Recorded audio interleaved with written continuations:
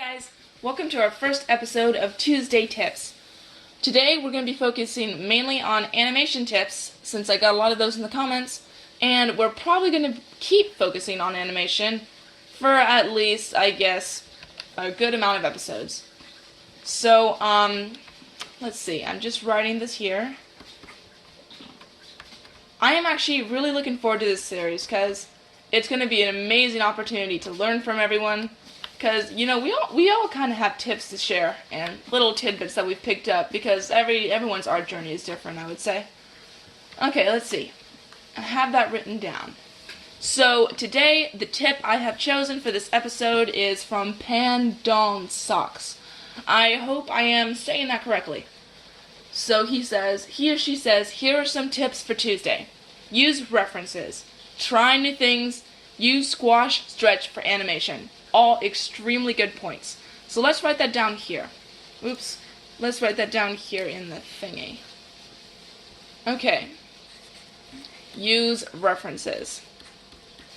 I'm going to be going over each of these tips. Try new things. Oops, misspelled that. And then use squash and stretch for animation.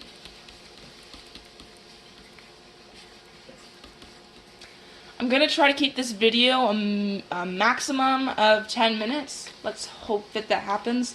This one shouldn't take too long, I'm hoping. We'll try to go through like some really, really in-depth stuff that I can find from studying. Stretch for animation. I'm running out of room. Okay. Okay. I will also put a link in the description and at the end of this video because you guys should all go subscribe to all these people that are giving us amazing tips. Okay, so we're going to start with our first tip here. Use references. This is a point in drawing that tends to be overlooked. It's actually, I would say, extremely important because, you know, you learn from other people and you learn from, I guess, real life. Because a reference is basically, you have one picture here, which can be a printed picture or another drawing. It doesn't really matter. You have it right there. That's not actually a drawing. Okay, then you have your paper, and then you just draw.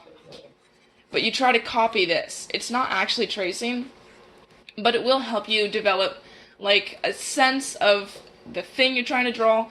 It will help you get proportions correct, see coloring, shading, light, and all that stuff.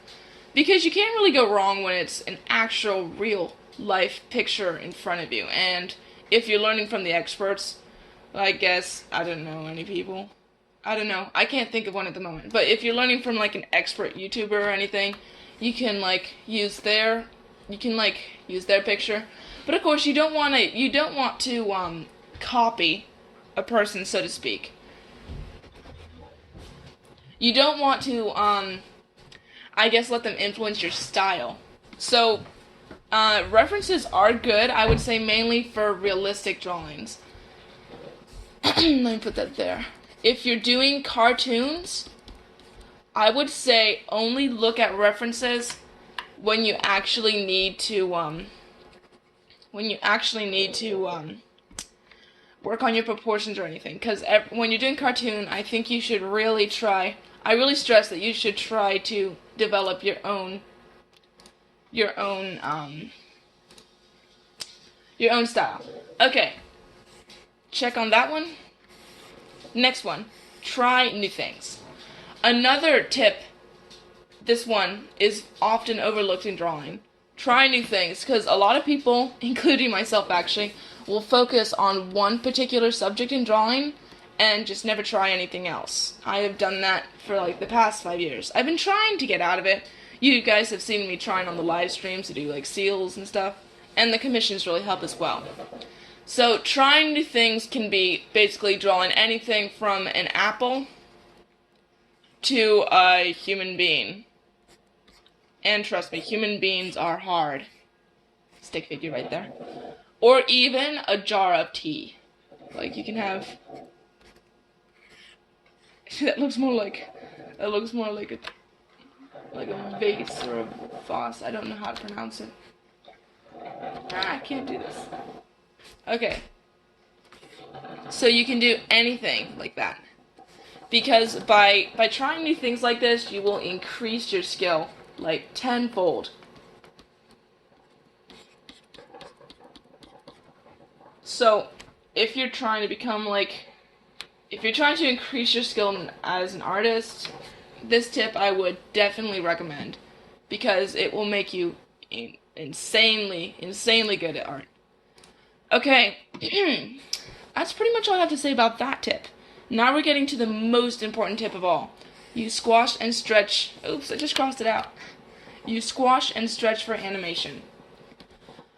I would, as I would say for the other ones, this one tends to be overlooked. It is just so important. It is more important than like anything. If you want to get a realistic, lifelike animation, then you have to do this. It is a necessity. You cannot escape it. Okay, so I will give you an easy example of what I mean by this. Squash and stretch. Because it kind of sounds a bit weird, you know, like squash and stretch it.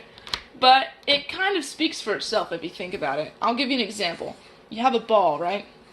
Just like a soccer ball or something. And it falls. Oops, I'm getting smaller. Okay. And then when it finally hits the ground, it's going to become an oval shape. And the reason for that is because the pressure is going to cause the material to squash, because the force is still going down. And it's this hit right here that causes it, and the two forces collide with each other. And therefore it's going to change the shape of the material. Now, of course, not all things will do that. Like if I dropped... let's say if I dropped a glass, like a cup, and it fell, it would just shatter into a million pieces. So that's not really it. But now, let's take this into a more, I guess, relatable scenario. An animal. So let's say you have an animal. Just gonna do this quick. So, an animal.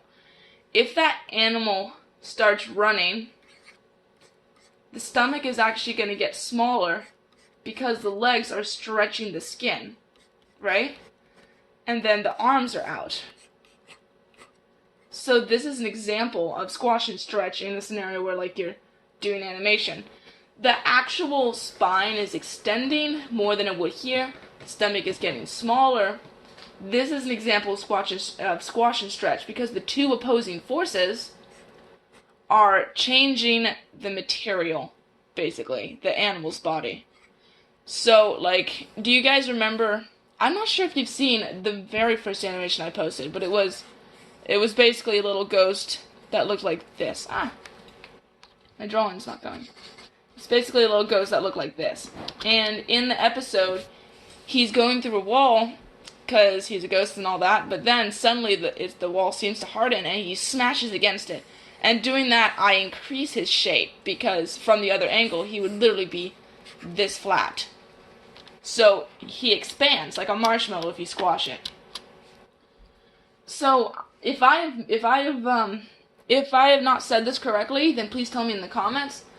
But from my research and everything, squash and stretch is pretty much just, how do I say it? It's basically how forces affect an object. Like for this one, you would have this force away, the legs are pushing away, and then you would have a force right here where the legs are hitting the ground, and that would actually cause differences here in this area.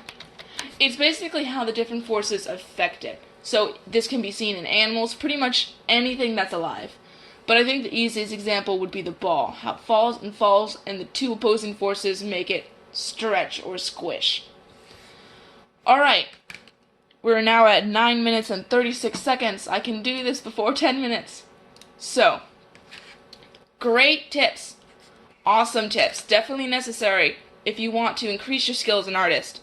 Thank you, what's your name? I keep forgetting. Pondon Socks. Again, tell me if I'm mispronouncing that.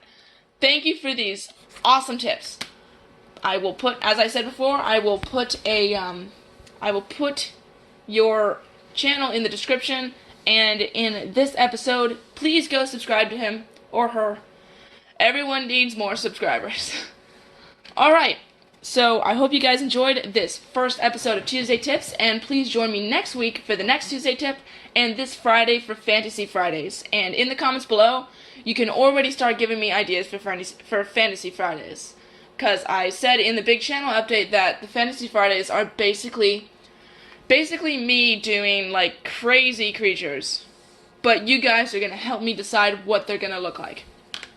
So, you know, we did this in the live stream. Basically, is he going to have pointy ears or fangs? Just don't say anything inappropriate and it'll all be fine. Alright, this has been really fun. I hope you guys will join me next time. Please consider subscribing and comment down below what you thought about this. And I will see you next week. Yeah, or this Friday. Yes, I will see you this Friday. Thank you guys. Bye.